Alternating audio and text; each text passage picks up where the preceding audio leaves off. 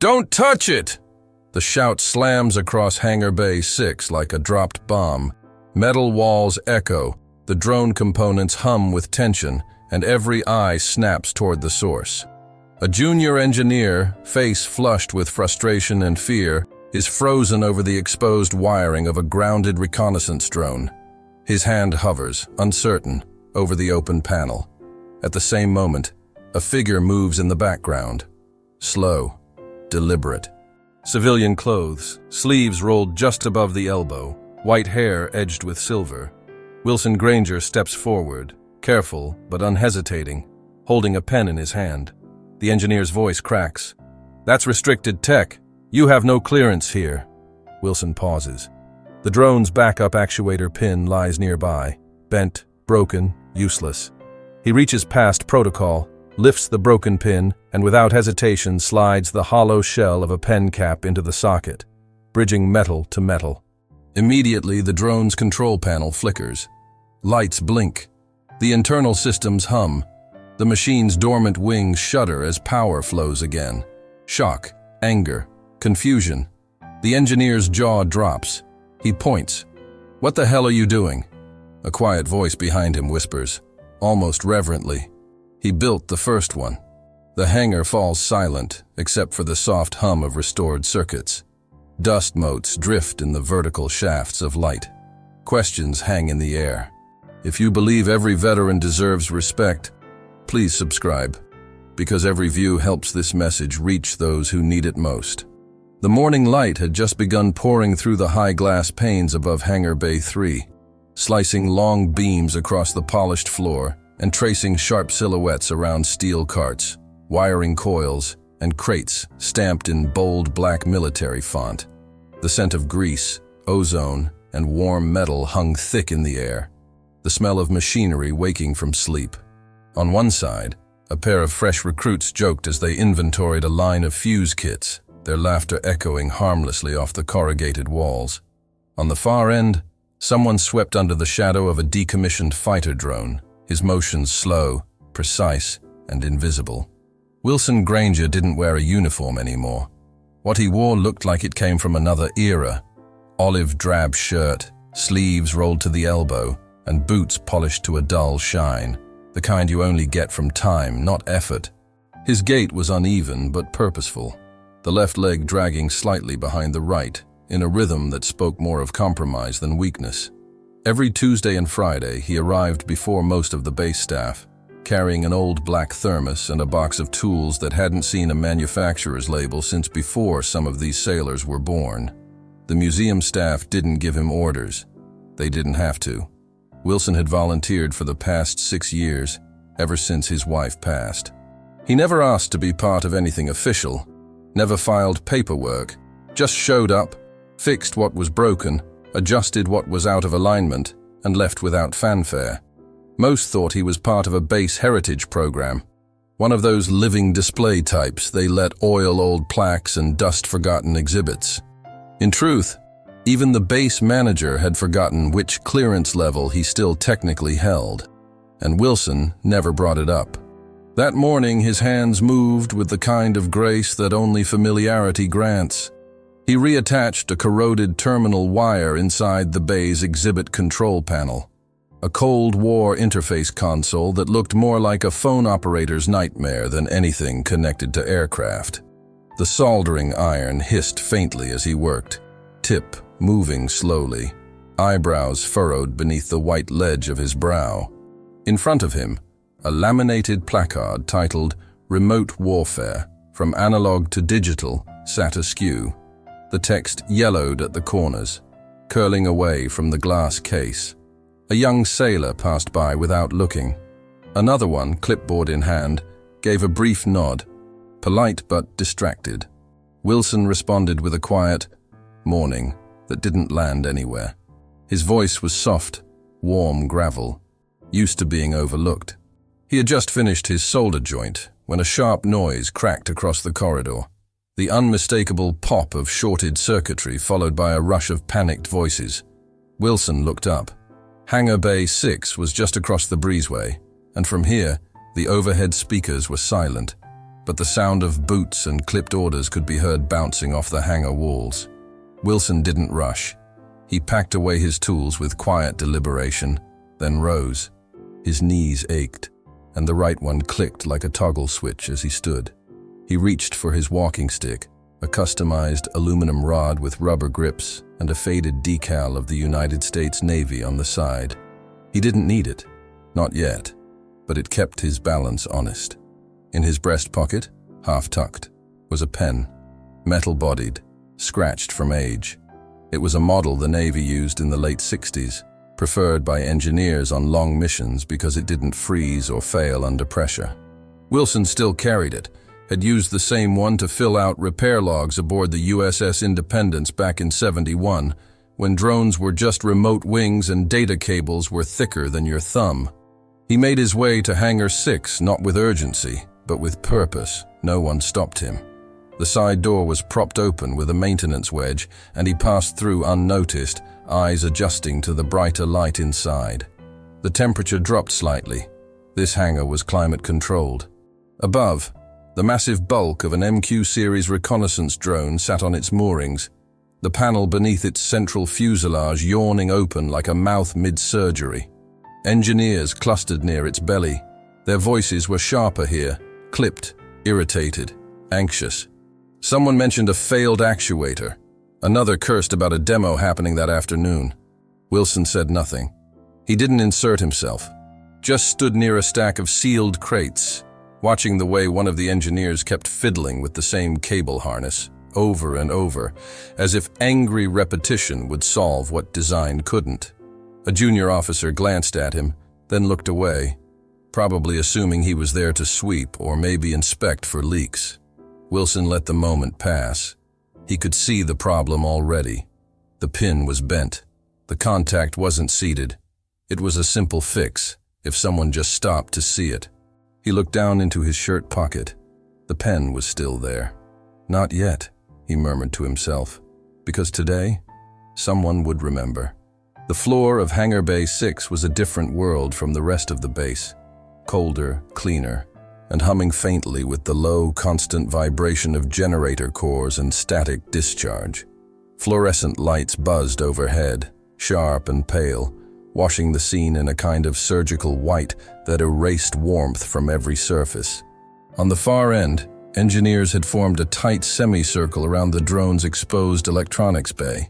Their clipboards clutched like shields, their boots angled just enough to suggest rank by how little they moved. Wilson Granger walked unnoticed along the edge of the chaos. He stayed near the wall, out of habit more than fear. Old technicians were like that.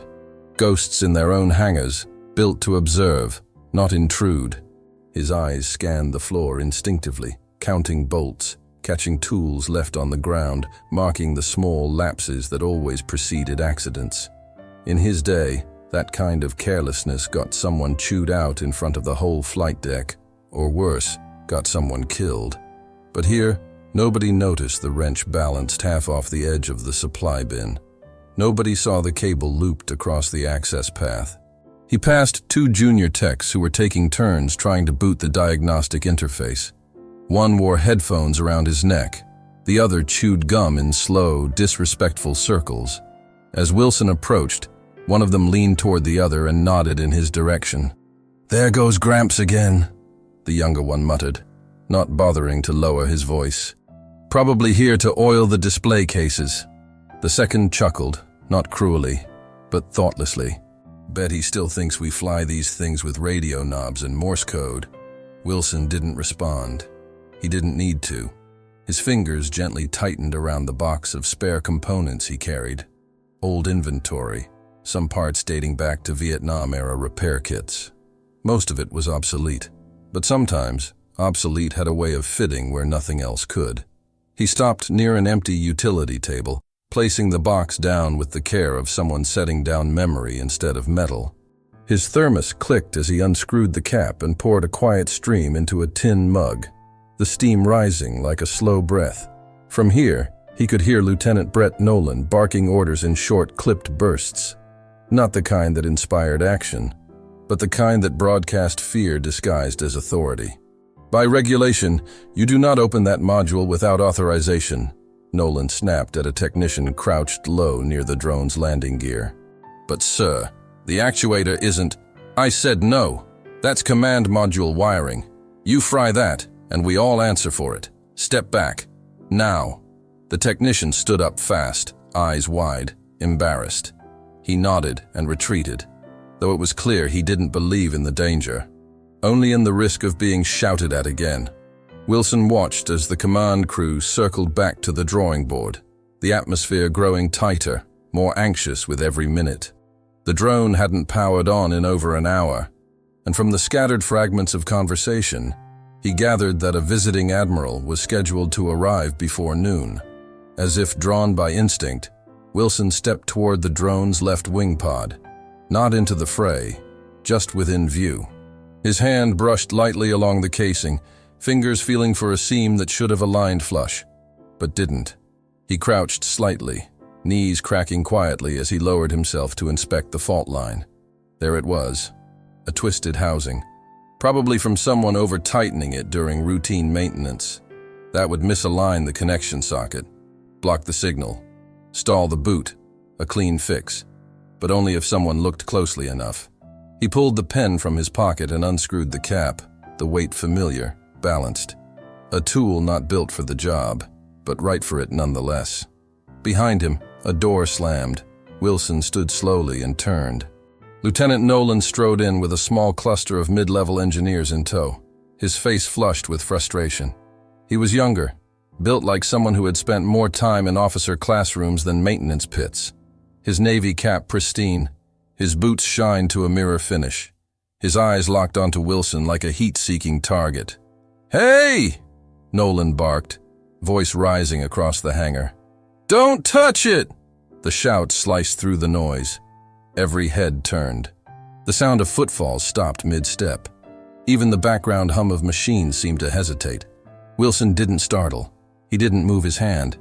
He looked at the pen, then at the casing, then up at Nolan.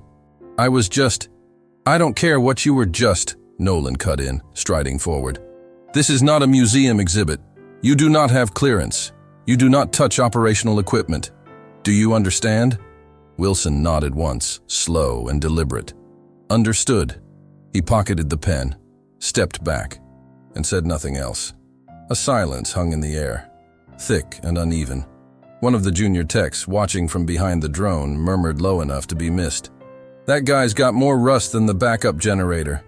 Another elbowed him. "Still, he saw something. Did you see how fast he spotted that misalignment? He's not even in the system." "Yeah, but he looked like he knew what he was doing." None of it reached Nolan. He had already turned his back, waving a tablet through the air, issuing more commands that sounded important, but solved nothing.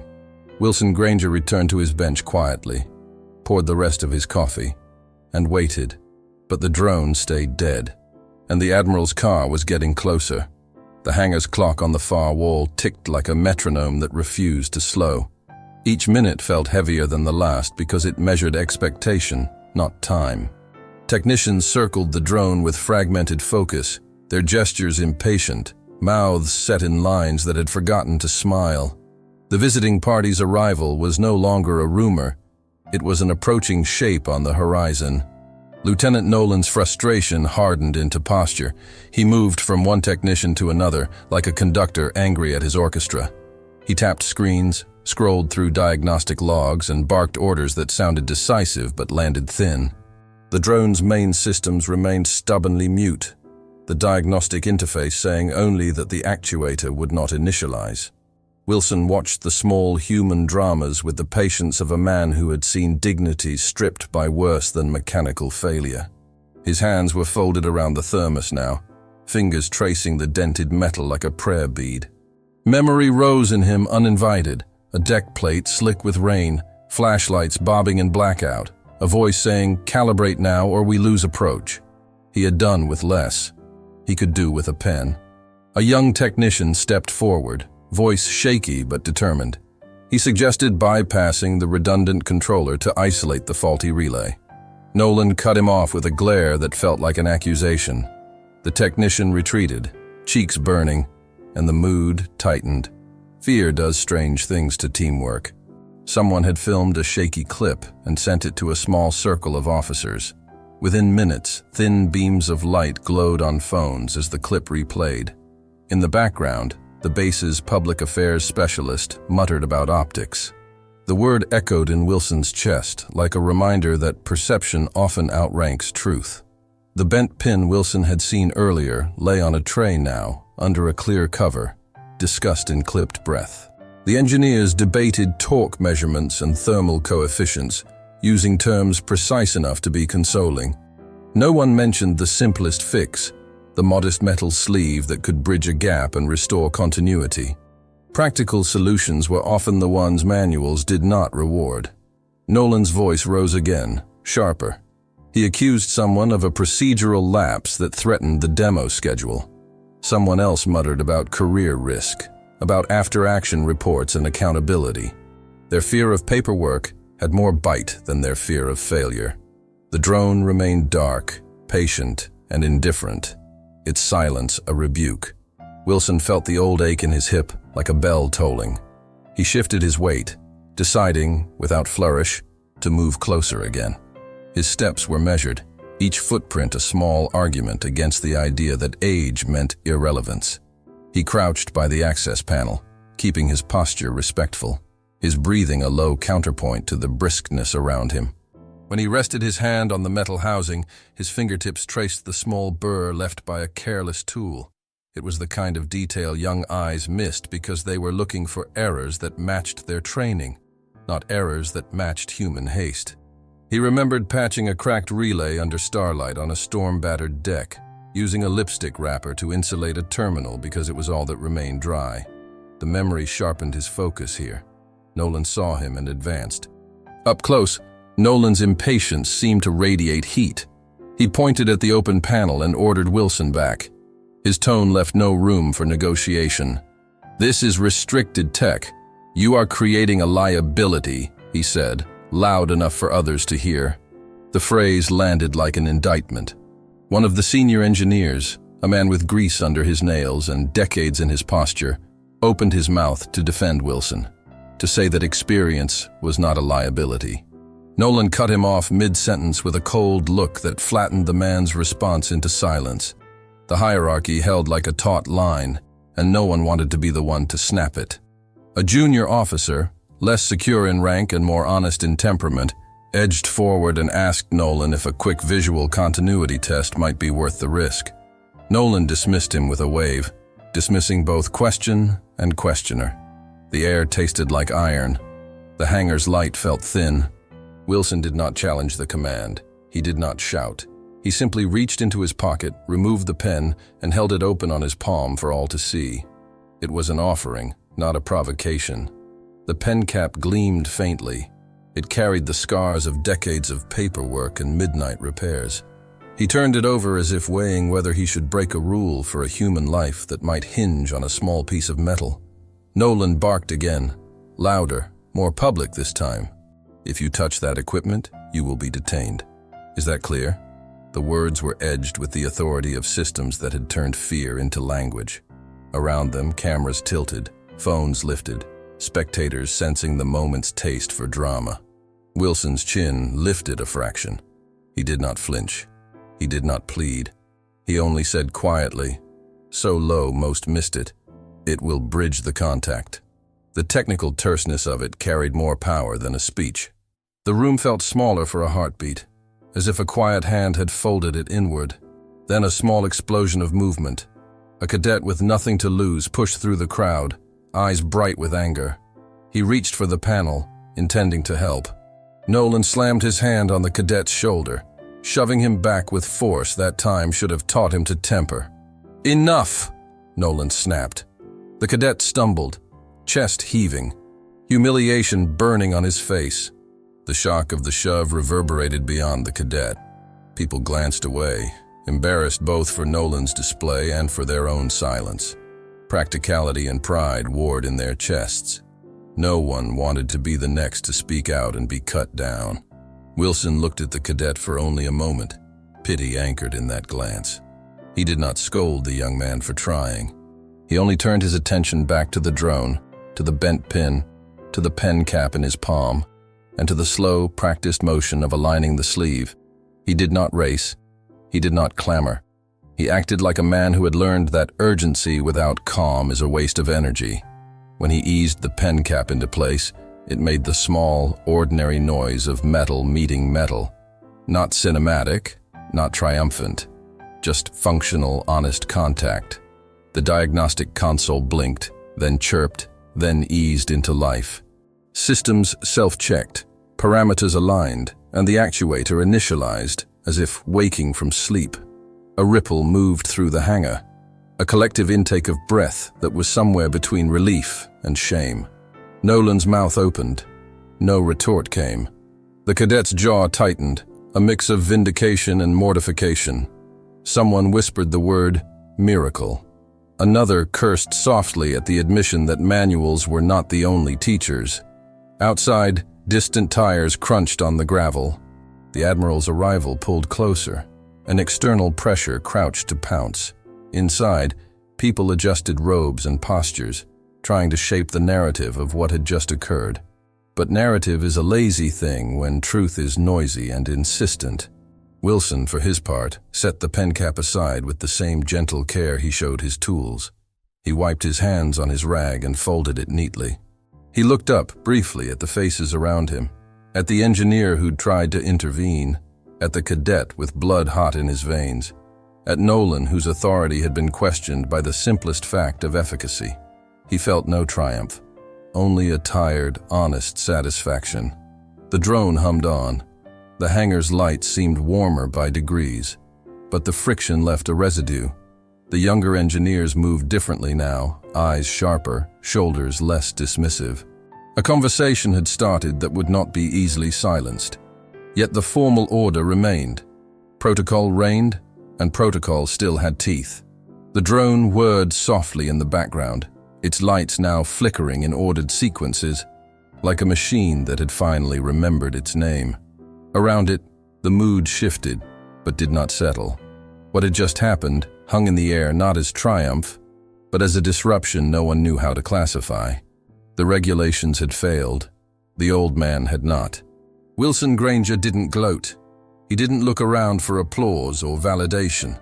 He only turned slightly, stepped back from the drone, and reached for his rag.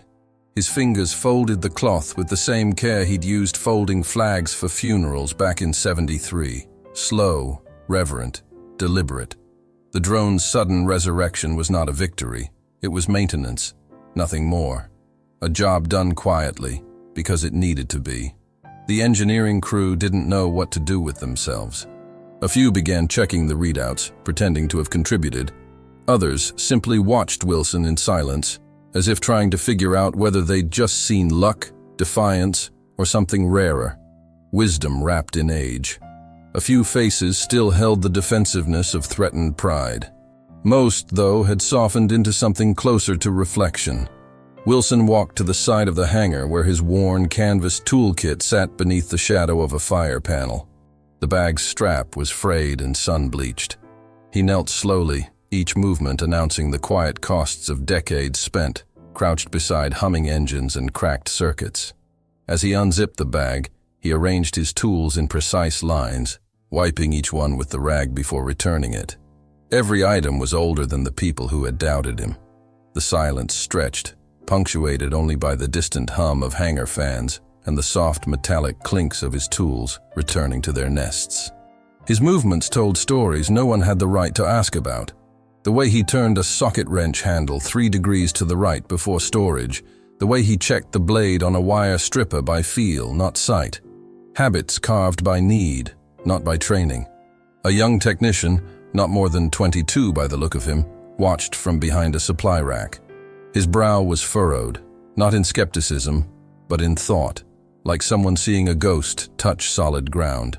Wilson didn't acknowledge him directly, but he felt the stare and allowed it to linger unbroken. Lieutenant Nolan remained frozen for too long. He still held the tablet in his left hand, though his right now flexed uselessly at his side. His mouth worked through a half-dozen things he wanted to say. Orders, reprimands. maybe even apologies, but none of them came. He stood like a man told gravity had changed and now didn't trust his own feet. Then came the words, low and full of misplaced command. "That was reckless," Nolan said, though no one had asked for a ruling. Wilson looked at him, and his face, usually calm in a way most confused with blankness, settled into something closer to stone. He said nothing, but the silence hit harder than any rebuttal. Another engineer, this one senior and silver-haired beneath his cap, broke the moment with a dry cough. He had been watching from the back, and now he stepped forward, not toward the drone, but toward Wilson. He stopped a few feet short. His voice was careful. "Sir," he said, quiet, not mocking, "may I ask where you served?" Wilson took his time answering. He clicked the zipper shut on the canvas bag, and only then responded.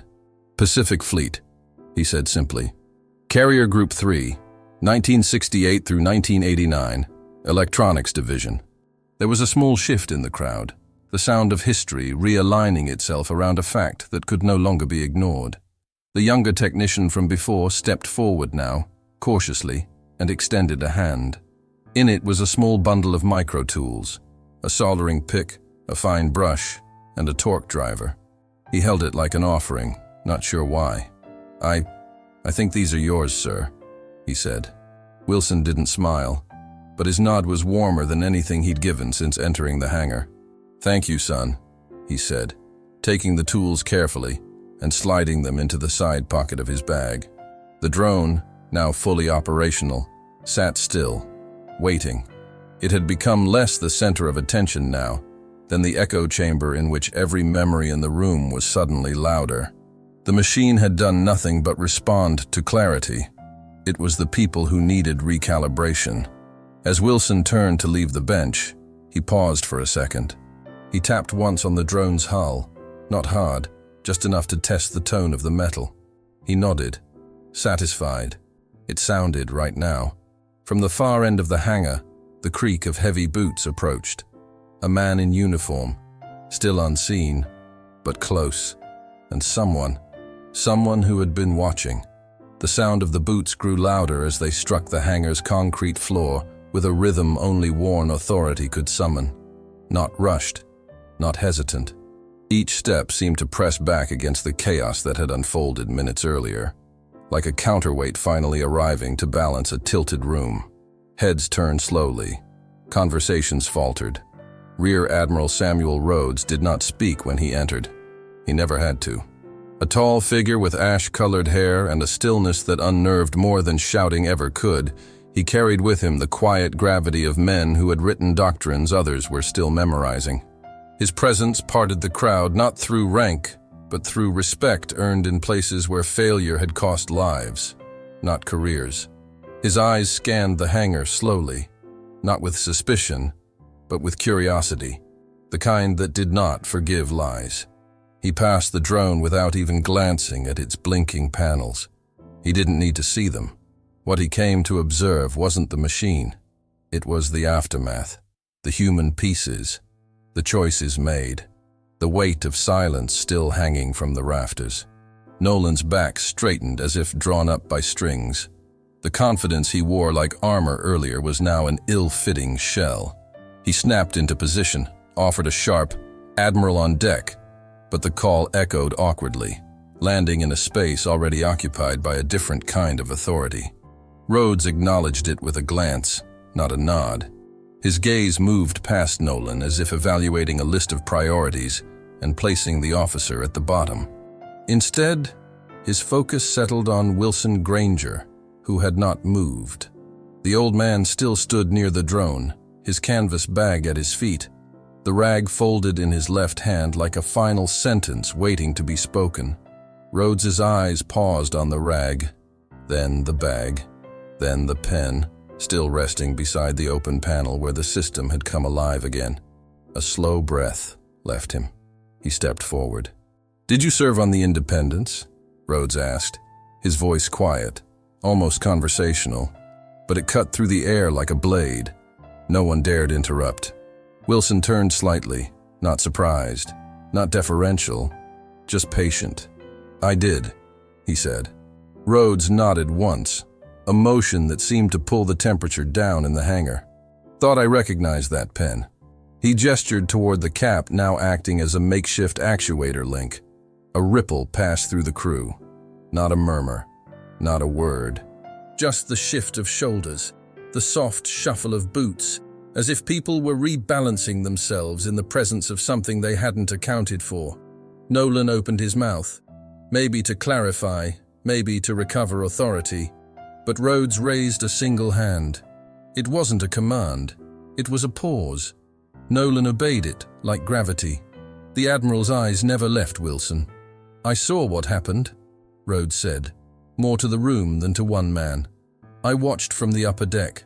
Long enough to see how things break, and who still knows how to fix them." Wilson didn't answer. He didn't need to. In his face was the look of a man who had made peace long ago with the knowledge that the right thing done quietly is worth more than the wrong thing followed loudly. Rhodes turned slightly, addressing the engineers now. "Do you know who this man is?" His voice wasn't accusatory. It was rhetorical, and the weight of the question didn't demand a response. It demanded reflection. Several engineers lowered their heads slightly, not in shame, but in sudden awareness that they had missed something vital. Nolan stood rigid, jaw tense, but no longer trying to control the room. He had been outranked not by stripes, but by truth. Rhodes stepped closer to the drone. His hand brushed the casing gently, like a man reacquainting himself with something sacred. Then he looked to Wilson and said, without flourish, "We built this world, didn't we?" Wilson's answer came slow and steady. "You held the pencil. I held the wire." A faint smile touched Rhodes's lips, the kind that only forms when memory and pain and pride all touch the same nerve. Behind them, the junior technicians were still. One of them, the youngest, still in training, took a small step forward and lifted something from the floor. Wilson's rag. It had slipped from his hand earlier without notice. The technician folded it, carefully, respectfully, and returned it to him with both hands. "Sir," he said. Wilson accepted it with a slight nod. No one else spoke. The Admiral said nothing more, but his silence now was not absence. It was acknowledgement, a presence that filled the room like wind before a storm. And just before Rhodes turned to leave, he asked a question, one that only someone who had been there could ask. The silence in the hangar was not empty. It was waiting. Suspended in that breathless stillness, Rear Admiral Rhodes turned from Wilson Granger and faced the gathered engineers, his back straight, his hands clasped behind him, eyes level with the cluster of stunned officers and technicians. There was no accusation in his stance, only finality, as if something long overdue had just shifted into place. "You just shouted at the man," Rhodes began, his voice low but carrying with surgical clarity, "who rewired a drone by flashlight during a full blackout in the middle of typhoon winds on deck 75. He let the words sit. He didn't explain. He didn't elaborate. Those who needed to understand already did, and those who didn't were now beginning to feel the edges of that ignorance closing in. Several engineers dropped their gaze. Others stood still, muscles tensed, not in defiance but in dawning regret. Nolan didn't speak. His chest rose and fell with short, restrained breaths. The scolding was not cruel. It was not loud, but it landed with the weight of service and decades, and the authority of someone who had earned the right to call truth what it was. Wilson Granger remained by the drone. He hadn't moved. His face was unreadable, his hands still holding the rag folded now like a flag. He did not gloat. He did not soften. His silence said only, "This is what I've always done." The pen cap still sat inside the actuator housing. A small, disposable thing, so ordinary in its design, so forgotten in its utility, now holding together a piece of advanced military technology that had stumped the most educated minds in the room. No one dared remove it. No one dared question its presence. It had become something sacred. Rhodes stepped forward once more. "Do you know how many flight systems this man has calibrated?" How many birds came home because of him? How many lives landed intact because he trusted what he heard in a wire more than what a manual said should be true? One of the senior engineers swallowed hard. The junior technician who had handed back Wilson's rag now looked at him with something close to reverence. For the first time, it wasn't Wilson who felt out of place in the hangar. It was them. The Admiral took one step closer to Wilson, then turned slightly toward the drone. He traced his finger along the edge of the open panel, not to touch, but to feel. "This is the future," he said, "but it only exists because of men like him." Wilson's eyes flicked up for the briefest moment, meeting Rhodes's. In that second, no words passed between them, but something unspoken did. It was the understanding of men who had lived through nights of grinding metal and rising steam, who had knelt over half-lit panels with nothing but instinct and will keeping the mission alive. There was no need for explanation. They had both been there. Behind them, a technician quietly turned off his tablet and set it on a nearby workbench. The gesture was subtle, but in that moment, it said everything. That procedure was no longer the highest authority in the room. Rhodes faced the group one last time. "I want every man and woman in this room to remember this moment, because it wasn't a manual that fixed this drone. It wasn't a chain of command. It was a man with memory and hands that still knew the language of circuits by touch." He let that sit, not as a command, as a lesson, one earned, not written. Then Rhodes looked again at the pen cap, its hollow tube bridging a connection nothing else had managed to fix. "That is not regulation," he said quietly. But it worked. And sometimes, gentlemen, that's the difference between flying home and not. He stepped back, leaving Wilson standing alone, but not abandoned. The silence returned, but it was not heavy now. It was reverent. No one laughed. No one scoffed. No one dared look away. And just then, one of the youngest technicians in the far corner raised a tentative hand, not to speak, but to ask the unthinkable. The hand that rose near the back of the room trembled, not with fear, but with uncertainty. The technician attached to it looked barely out of training, his sleeves still stiff from their first wash, his badge glinting with a name that had not yet earned a story behind it. He lowered the hand quickly, realizing perhaps there was no question to be asked that wouldn't sound childish. But the movement had already punctured the stillness, like a breath drawn in a cathedral. Wilson Granger turned his head slightly. His eyes met the young man's. He didn't nod. He didn't gesture. But something passed between them. Not encouragement, but permission. Permission to see differently. Permission to stop assuming and start understanding. There was no ceremony, no music. Just the subtle shift of air as several other young engineers took a step closer, not encroaching, just closing distance. Tools were set down, laptops forgotten, and then, one by one, they began to move. Slowly, almost reverently.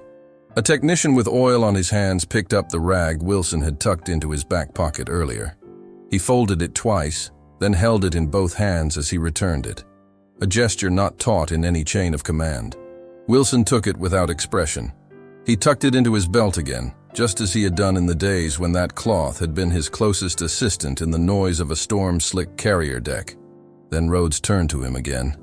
Not as a superior, but as a man asking a peer to finish a sentence only they had started. "Do you remember that scrape on the Kitty Hawk?" he asked softly. The question was unexpected, not dramatic, but it hit like a dropped wrench in the silence. Wilson didn't look away. Generator shorted. Fuel line was lit before we knew it. "And you?" Rhodes asked. "Put it out with a glove and a prayer," Wilson answered. Rhodes chuckled once, under his breath. "And a lunch tray." That broke something in the room. Not laughter, but warmth. The moment softened. The sharp edges of hierarchy dulled, just enough for understanding to settle. One technician turned toward the drone and studied it differently now, as if trying to see what Granger had seen. Another reached into his pocket and pulled out a pen, examining its cap with a reverence once reserved only for schematics and procedures. Not one of them said a word, but their posture changed. shoulders that had once been squared in dismissal, now bent in quiet humility. Wilson stepped forward, not toward the Admiral, but toward the drone. He reached down slowly, not touching the pen cap, just resting his fingers near it. Not to claim ownership, but to acknowledge it, like a signature left on a sculpture, like a farewell. The Admiral watched in silence, then turned to leave.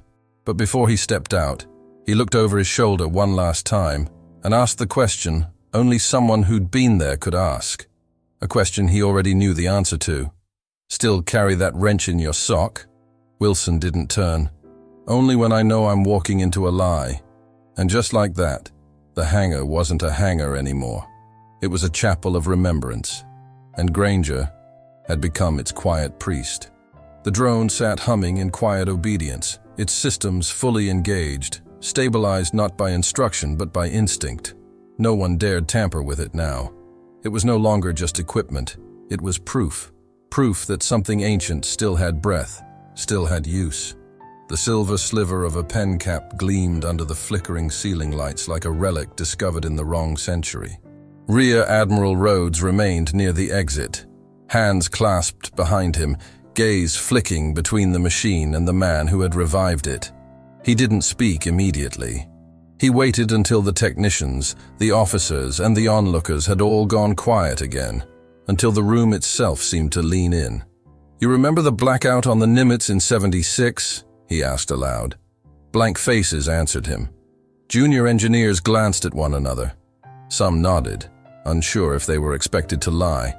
One began to tap a query into a tablet, but stopped mid-gesture, realizing the weight of the moment did not belong to digital curiosity. Rhodes turned, slowly, facing them fully. His eyes settled not on one, but on all. "Midnight ops," he continued. "Recovery gear offline. One aircraft still in the air, out of fuel, no light, no comms, no vector. Total system failure." His voice didn't rise, but it filled the room like rising tide. The younger techs stood motionless. Even Nolan, now pale and wordless, seemed rooted to the floor. "We had 12 minutes before that pilot went into the sea," Rhodes said. "No warning, no hope, just steel, dark water, and silence." He paused, turning toward Wilson now. His voice softened, not with pity, but with awe. He was below deck when it happened. No chain of command called him, no orders. He heard the hum stop, smelled the ozone, and knew. He ran blind into that control bay, tore open the panel with a broken belt buckle, and rerouted backup comms through a coffee grinder for God's sake, and a length of copper wire stripped with his teeth. A ripple passed through the room, not laughter. Something deeper, reverence wrapped in disbelief. By the time the bird came in, he had nothing left but smoke in his lungs and a burn on his palm the size of a silver dollar. He still flew out the next morning with the maintenance crew, because that was the job. All eyes fell on Wilson. He didn't shift, didn't deny. His reply was almost too quiet to hear. "Did what I had to." The words landed harder than any speech. They weren't spoken with pride. They were an echo, the kind that lives in men who never wanted medals, only results. Nolan took a step back, shame flickering across his face like light beneath storm clouds. His arms hung awkwardly at his sides now, posture unraveling. He had stood above Granger hours ago. Now, even standing tall, he couldn't look him in the eye. One of the junior engineers slowly walked toward the drone and crouched beside it. His fingers didn't touch anything. He simply looked, studied, absorbing the traces of human presence around the pen cap, the fingerprints, the care, the clarity of choices made without hesitation. Then he stood again and turned toward Wilson. "We've read about those stories," he said quietly. "But we never thought they were in the room with us." Wilson didn't respond. He only adjusted the strap on his canvas tool bag. Same way he had every shift, every tour, every deck. The silence that followed wasn't uncomfortable. It was earned. The Admiral stepped forward once more, and with a nod that carried more weight than any command he had ever given, he said, "You are not a legacy, Granger. You are still teaching." The room inhaled, a shared breath held together by truth. And the engineers who had mocked him before, they couldn't look away now. The hangar, once stiff with tension and electric noise, now held the heavy quiet of a chapel after sermon. Rear Admiral Rhodes remained centered, eyes moving slowly across the room, making sure each technician, officer, and assistant had heard what needed to be heard. Not just the story, but the admission that came with it. That they had not just overlooked a man. They had almost discarded a lineage. He turned to Nolan, who stood straighter now, but not from pride. From the effort of carrying shame, the kind that doesn't come from being wrong, but from realizing who paid the cost of that wrong. "Lieutenant," Rhodes said, his voice calm but cold with command, "you will take full responsibility for today's incident. Not for the error, but for the arrogance." Nolan opened his mouth, perhaps to defend, perhaps to surrender, but no words came. The Admiral didn't wait for them. His gaze shifted to the group, tone changing not to sharpness, but to something firmer, legacy-bearing. "Effective immediately," he declared. "Every engineering division under my command will initiate a 6-week mentorship program with retired naval technical personnel. You will not treat them as guests. You will treat them as operational consultants. You will learn their methods, their fieldwork, their instinct, the very instinct that kept this fleet breathing through decades of storms, war zones, and equipment the manuals forgot how to fix." There was no applause, only nods, and the subtle straightening of spines. Admiral Rhodes walked over to a nearby workbench, the one where Wilson had first placed his canvas bag, and looked down at it. Then, from his own coat pocket, he removed a small brass placard. Simple, rectangular, polished, but unflashy. He placed it gently on the edge of the bench. W. Granger, Legacy Systems Consultant. The engraving was barely louder than the scratch of metal on wood, but the sound echoed across the room like a bell tolling over a still sea. Wilson didn't speak. He didn't move. But for the first time that day, he let his eyes linger on what someone else had done in his name. Not approval, not rejection, just acknowledgement. The kind that says this is enough. Across the hangar, tools began returning to benches more gently. Tabs on tablets were closed. Checklists were left unfinished. Work could wait. The old man had just reminded them that understanding why something works was more important than checking off when it does. A junior officer stepped forward, her uniform crisp, her hands steady. She reached into her side pouch and removed a coiled wrist strap, something used to ground static during component replacement. She handed it to Wilson without speaking. He nodded once and accepted it. The gesture was simple, but clear. She no longer saw him as a relic. She saw him as a connection point, not to the past, but to survival. One technician leaned down and carefully unscrewed the drone's housing, not to remove the pen cap, but to etch the words "Field Adapted by Granger" into the metal next to it. The initials weren't stylized, they weren't authorized, but no one stopped him. Even the drone, once cold and expressionless, now felt like something human had touched. And beneath all the motion, Wilson finally turned to one side, slowly lowering himself onto the stool where his duffel had rested earlier. His shoulders creaked. His knees didn't quite cooperate. But when he finally sat, it wasn't in defeat. It was in place. His place. A place they now recognized. The week passed without ceremony. No emails, no briefings, no scheduled announcement. Yet when Tuesday arrived, Hangar Bay 6 didn't look the same. The drone still rested in its station, wings folded like sleeping shoulders. The tech benches were cleared, the scattered toolkits reorganized with an unfamiliar neatness. There was a kind of tension in the air, not the old kind, not the impatient pulse of frustrated engineers. Something calmer, expectant. Wilson Granger arrived the same way he always did. Brown boots softened from years of weather. Canvas satchel slung over one shoulder, patched near the zipper.